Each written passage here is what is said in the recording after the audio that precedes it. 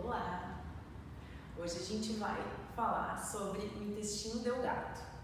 Então, só para relembrar vocês, eu fiz uma partezinha aqui, a última parte do estômago, na região do piloro, para a gente acompanhar a transição desse órgão para o intestino delgado, ok?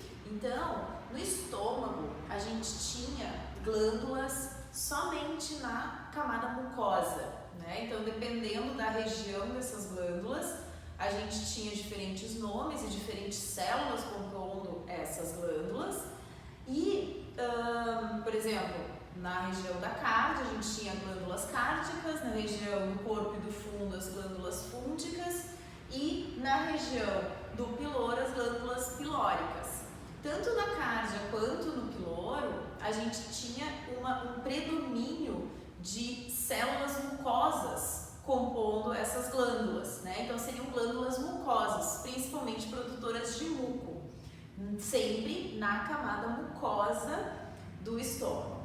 O que vai começar a acontecer? Outra coisa que a gente tinha era um revestimento simples cilíndrico, que na verdade não era reto, né? A gente tinha fossetas gástricas, que eram invaginações do epitélio na lâmina própria, né? Então formando essas criptas, ou chamadas fossetas gástricas.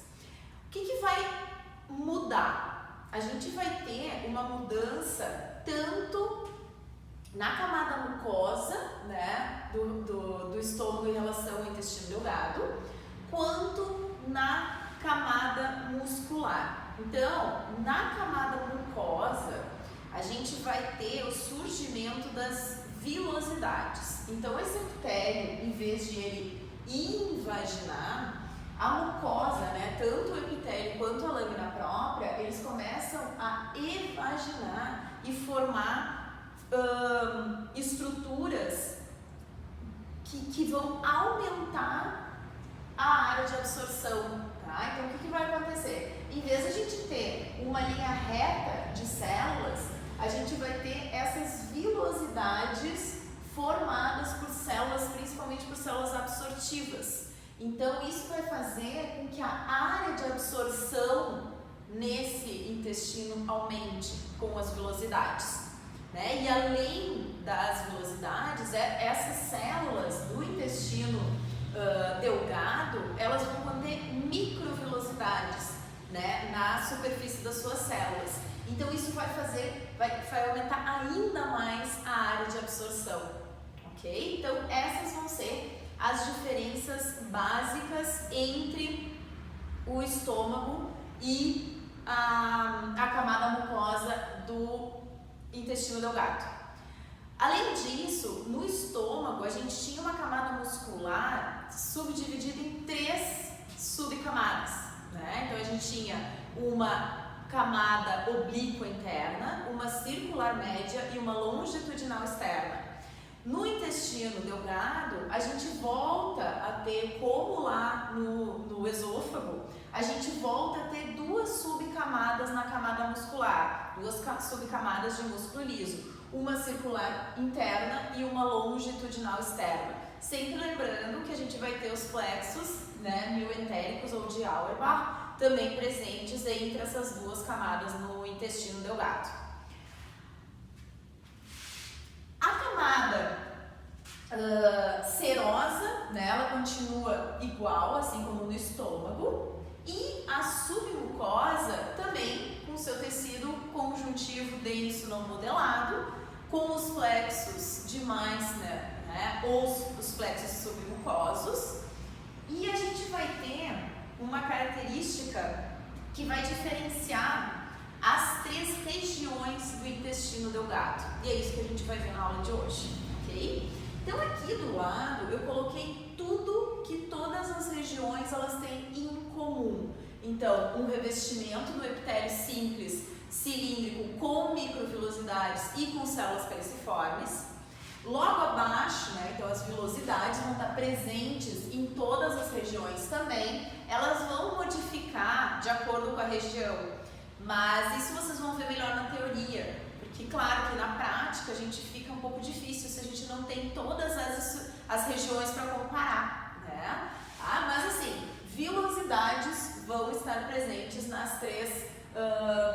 regiões do intestino delgado. Na camada mucosa, assim como no estômago, em toda a região, tanto no duodeno, quanto no jejum, quanto no ilho, a gente vai ter glândulas. Tá? Essas glândulas, elas também vão ser glândulas com um predomínio mucoso. E o que vai diferenciar? Em vez de elas serem tubulares enoveladas, elas vão ser tubulares retas. Né? Então essas glândulas, elas vão estar presentes na camada mucosa de todo o intestino delgado.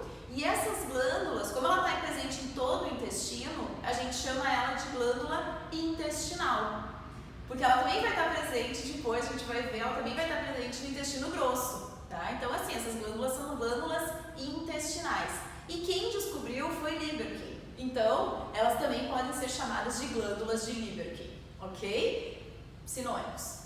Bom, então, assim como no estômago, a gente tem essas glândulas se abrindo, né, entre as vilosidades durante todo o percurso do intestino delgado. O que vai mudar? O duodeno, ele vai apresentar, além dessas glândulas tubulares retas na camada mucosa, a gente vai ter uma característica que nessa região a gente vai ter as glândulas duodenais ou de Brunner na submucosa. Então, elas têm a mesma característica das glândulas pilóricas que estavam na camada mucosa. E a gente vai ver que na transição para o intestino delgado, além da gente começar a ter um epitélio com uma mucosa com vilosidades, a gente vai começar a visualizar também glândulas na submucosa. Então, essas glândulas, supõe-se que como elas têm o mesmo material, né, mesmo muco, mesma construção praticamente das glândulas pilóricas, essas glândulas, elas vão se atravessar a muscular da mucosa e vão se colocar na submucosa. Mas claro que, né, o ducto delas se abre, assim como nas glândulas de Lieberkühn, aqui entre as vilosidades, ok? Na região do intestino delgado, tá? Então, isso é bem interessante porque eu coloquei aqui no desenho que a gente vai conseguir visualizar essa transição na lâmina também.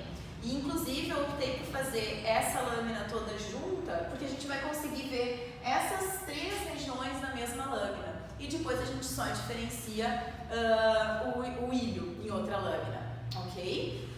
Bom, então, o que vai caracterizar a região do duodeno? Né? A nossa camada mucosa, ela vai ser praticamente igual em todas as regiões, tirando um pouco das diferenças das velocidades.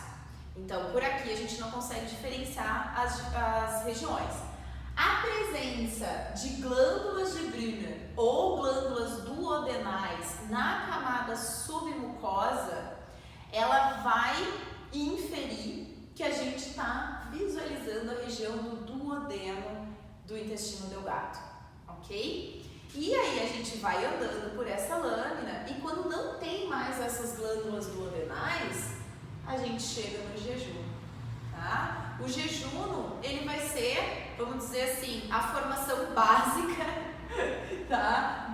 Das 4 camadas, né? Camada mucosa, submucosa, muscular e serosa, propriamente ditas de um intestino delgado, tá? As glândulas de Brunner vão ser um plus no duodeno e o plus do ilho vão ser justamente as placas de Paia. Não sei se vocês vão lembrar, a gente comentou isso na aula no começo da aula de sistema linfático e sistema imune, né? A gente falou sobre os nódulos linfáticos. E esses nódulos linfáticos, normalmente, eles vão estar individualmente dispersos em tecidos. Mas no ilho, que é a última parte, né, da absorção de nutrientes do intestino delgado, acaba tendo uma placa que vai, assim, tipo, não só um nódulo linfático, mas a gente vai ter vários nódulos linfáticos formando uma barreira de defesa para que nada que não deva ser absorvido seja absorvido. Tá? Então, isso vai ser a característica do ilho. E eu coloquei tanto alguns nódulos linfáticos na submucosa quanto na mucosa, porque vai depender muito do que está acontecendo naquela hora, naquele local. Então, se tiver algum antígeno, alguma coisa entrando aqui, normalmente esses nódulos linfáticos eles tendem a ir para a camada mucosa, né, para defender e não deixar, e já destruir esse antígeno, por exemplo. Né? Senão a gente vai ver também alguns nódulos linfáticos na submucosa, ok? Bom, então eu vou começar a mostrar para vocês e comparar com o desenho que a gente está vendo aqui, para vocês conseguirem visualizar essas estruturas nessa lâmina que a gente tem ali na TV, ok? Então, já começando aqui, relembrando, né, a gente tem então a muscular da mucosa, isso aqui vai ser então a nossa camada mucosa. O que a gente vai ter aqui? A gente vai ter fossetas gástricas, né, e aqui lâmina própria, e aqui a gente vai ter essas glândulas que vão ser as glândulas pilóricas, glândulas bem mucosas, né, então a gente está vendo essa região aqui do estômago. Eu vou mostrar primeiro a camada mucosa e depois eu mostro as alterações da camada muscular também, que nessa lâmina também é bom de ver, ok? Bom, então acompanhe. A gente vai ter, né, esse epitélio, revestimento, a muscular da mucosa, as glândulas e o que começa a acontecer? Ó, o que a gente, só vou chamar a atenção de duas estruturas aqui. Vocês estão vendo que tem umas estruturas mais basófilas, tanto aqui, né, quanto aqui, menorzinho. Essas estruturas basófilas vão ser nódulos linfáticos que estão localizados, então, aqui na camada mucosa, né, da transição entre o estômago e o duodeno, ok?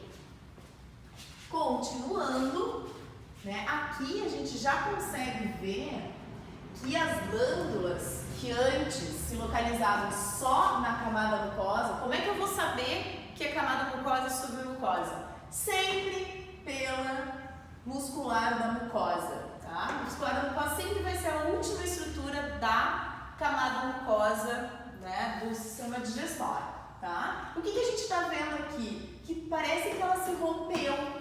Né? Na verdade, ela está se rompendo. As glândulas, né, que eram pilóricas, elas começaram a ir para a camada submucosa. Então, por enquanto, a gente está na transição. Ainda tem glândula mucosa aqui em cima e embaixo. Quer dizer, em cima, mucosa, embaixo, submucosa. Continuando, né, por um tempo, essa transição, ela não é de uma hora para outra. Mais ou menos aqui, ó, a gente já não tem mais as glândulas mucosas enoveladas em cima. A gente só tem a muscular da mucosa aqui e as glândulas intestinais, as glândulas de Brunner ou duodenais na região da submucosa. Entre elas, a gente está vendo aqui tecido conjuntivo denso não modelado, ok? Agora vamos ver como é que está esse epitélio de revestimento. Olhem só, olha como ele cresceu. A gente agora tem vilosidades, né? Então essas vilosidades são bem grudadinhas. Aqui tem uma, aqui tem outra, aqui tem outra. Às vezes a gente consegue ver melhor aqui por cima, né? Aqui tem outra, né? E mais ou menos até aqui, então, a gente vai ter a vilosidade e para baixo a gente vai encontrar essas glândulas tubulares retas, né, bem grudadinhas também, glândulas tubulares retas que vão ser as nossas glândulas intestinais ou de Lieberkühn. Então, na camada mucosa, aqui muscular da mucosa, glândulas intestinais ou de Lieberkühn, vilosidades. Abaixo, na submucosa, glândulas de Brunner ou glândulas duodenais, Tá? Então, isso vai caracterizar a nossa região do duodeno. Né? Só com a camada mucosa e com a camada submucosa, a gente já vai saber, né, que a gente está na região do duodeno, do intestino delgado. Ok? Se a gente continuar, então a gente veio daqui, né? Veio transição, aqui a gente ainda tem uma transição. É legal também visualizar a transição do epitélio. Então aqui a gente ainda continua tendo fossetas, né? E aqui, ó, a gente já começa a ter uma evaginação desse epitélio, né? E olha o tamanho que fica essa camada mucosa, se a gente comparar com a camada mucosa, né, característica, vou pegar aqui, ó, do estômago, né? Então aqui sim a gente consegue ver a diferença que é uma fosseta gástrica, né, ali a camada mucosa, para uma camada mucosa com vilosidades, né? Gente, essa lâmina é ótima para ver isso, porque a gente está vendo a mesma lâmina, né? Não é assim, esse aqui é maior que a de outro animal, não, é a mesma lâmina. Então ocorre um grande aumento, né, nessas estruturas, justamente para facilitar a absorção dos nutrientes. Então, duodeno. Se a gente for pela submucosa aqui, o que vai acontecer? A gente acaba chegando numa região, né? Aqui a gente teve uma separação, mas o que acontece? A gente já não tem mais glândulas na submucosa. A mucosa, ela continua tendo as glândulas intestinais ou de Lieberkühn e as vilosidades. A gente só não tem mais as glândulas intestinais, as glândulas de Brunner ou glândulas duodenais. Então aqui, né, com essas duas informações, vilosidades, glândulas intestinais e tecido conjuntivo denso não modelado sem glândulas, a gente já sabe então que a gente vai estar na região do jejum, ok? E agora a gente vai visualizar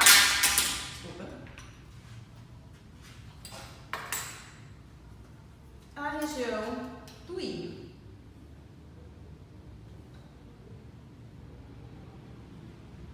Então, não fica muito bom, deixa eu tentar colocar um aumento só de lupa, que eu acredito que seja mais fácil. Aqui, ó.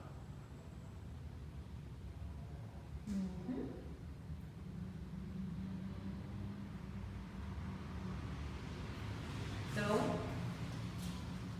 não é tão bonito, né, de ver, fica um pouco estranho porque eu coloquei embaixo, né? Porque se eu coloco no aumento mínimo, a TV já dá um zoom e a gente não consegue diferenciar muito bem. Mas aqui a gente consegue entender. Então aqui a gente tem as vilosidades, tá? Às vezes elas estão cortadinhas por causa porque aqui na verdade a gente está vendo um corte transversal, ok? Então as vilosidades intestinais, as glândulas intestinais ou de Lieberkühn, e aqui a gente vê essas estruturas arredondadas, uma aqui, outra aqui, outra aqui, outra aqui, outra aqui, aqui, formando então uma placa de defesa. Essa placa, então a gente chama de placa de Peyer, né? E essa placa então vai ser composta por uma grande quantidade de nódulos linfáticos unidos nessa região. Essa união desses nódulos linfáticos só acontece na região do ilho do intestino delgado. Então vai servir, obviamente, para a gente caracterizar essa região, ok? Eu espero que vocês tenham gostado, né? A gente comparou, então, em duas lâminas todas as regiões. Se ficou qualquer dúvida, por favor, me mandem e-mail.